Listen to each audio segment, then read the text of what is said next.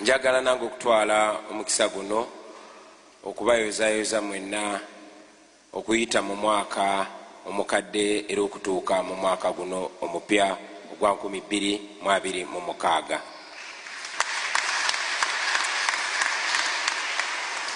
Omwaka gwe tuyiseemu gubaddemu mazima ebirungi bingi ebituukiddwako abantu ab'enjawulo.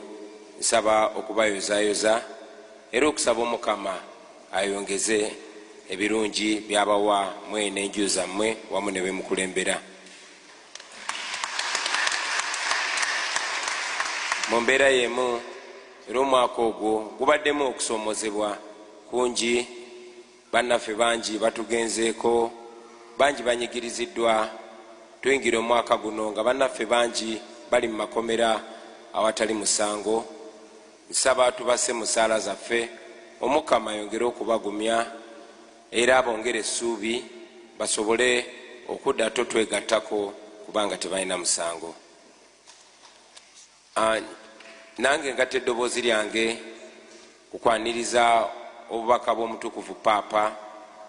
Amazima ng'era asaba Kristo w'eggwanga bw'ayogedde, omutukuvu Paapa obubaka obwo alinga eyabusindikidde ffe bannayuganda. Naddala mu kaseera kano nga tubuzaayo wiiki 2 zokka okutuuka ku kulonda kwe tusuubira nti kwe kuyina okuyamba eggwanga lyaffe okuva mu kifo ekimu okudda mu kirala mu ddembe ne mu bwenkanya. Omubaka bw'omutukuvu Paapa bubaddemu ennyingo nnyingi, naye ennyingo 2 oba oliawo 3 esinga tukwatako ffe nga bannayuganda. Ennyingo esooka ate nga nkulu nnyo eyo tukubiriza okuuma, okukolerera n'okuyaayaanira emirembe gibukale buli wamu. Mazima ensi tesobola kgenda maaso nga terina mirembe. Omutukuvu Paapa tukubiriza naye era tukkirize ffenna nti buli omu alina obuvunaanyizibwa bwe okulaba ng'emirembe egyo gibeerawo. Era nga Honorable Nassolo bw'akyogeddeko nti emirembe okubeerawo waliwo ingredients oba ebinnonogo ebibeera mu mirembe egyo. Kizibu nnyo emirembe okubeerawo nga tewali bwenkanya. So nsaba okukubiriza bonna bekikwatako naddala abo abalina obuyinza okufuba okulaba nga wabeerawo obwenkanya, kubanga batuyigiriza nti emirembe si embeera y'obutabawo lutalo, wabula emirembe kwe kubaawo ku bwenkanya. Peace is not just the absence of war but the presence of justice. Era nsaba ffenna tujjukire nti amazima omuntu okuba n'emirembe aba alina okuba n'eddembe. Kizibu nnyo omuntu okuba nga talina ddembe lye ate n'aba n'emirembe. So ffenna kitule mu mitima nti tulina okukolerera obwenkanya. Abo abalina obuyinza bafube okuba nga waliwo obwenkanya kisobozesa okuba n'emirembe, ate n'abantu babeere n'eddembe lyabwe awo wamma emirembe gisobole okubukala mu ffenna. Omutukuvu Paapa alina n'ennyingo gy'ayogeddeko ate nga nkulu nnyo naddala mu kaseera kano. Ennyingo gyawumbyewumbye mu kyayise rule of law oba enfuga ey'amateeka. Kikulu nnyo ffenna ne tugoberera amateeka, abafugibwa n'abo abafuga, abakulemberwa n'abo abakulembera. Amateeka gano gatukwatako ffenna.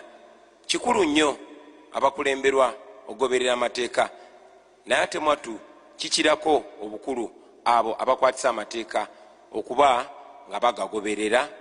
Awo kireetere n'abo abakulemberwa okugagoberera nogawa ekitiibwa. Amateeka mangi getugoberera era wabaddewo okubaganya ebirowoozo bingi nnyo ku mateeka agaliwo mu biseera ebyokulonda. Mu kaseera nga buli omu abuusabuusa, buli omu teyeesiga munne, kirungi nnyo nti tulina amateeka agakola ku byokulonda era tugagoberere. Waliwo etteeka abantu bibadde bakubaganyako ebirowoozo. Etteeka eryo liri mu act oba etteeka lya parliament lye bayita Presidential Elections Act section number 31 oba akawaayiro 31 subsection 4 erigamba nti bannayuganda bwe bamala okulonda baddembe okutunuulira ebigenda maaso n'okuuma akalulu kaabwe nga bayimiridde emita 20 okuva ku meeza we balondera.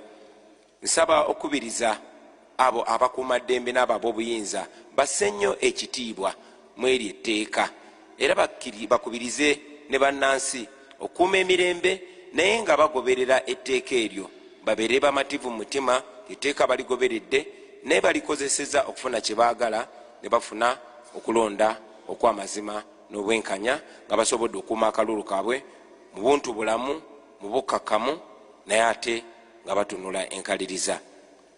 Njagala okumaliriza obubaka bwange nga nsinziira wano mu nnyumba y'Omukama ng'era nnyimiridde wansi wa bendera ya Uganda mwenna okubaagaliza omwaka omupya omulungi ne Uganda empya ennungi. Omukama abeere nammwe.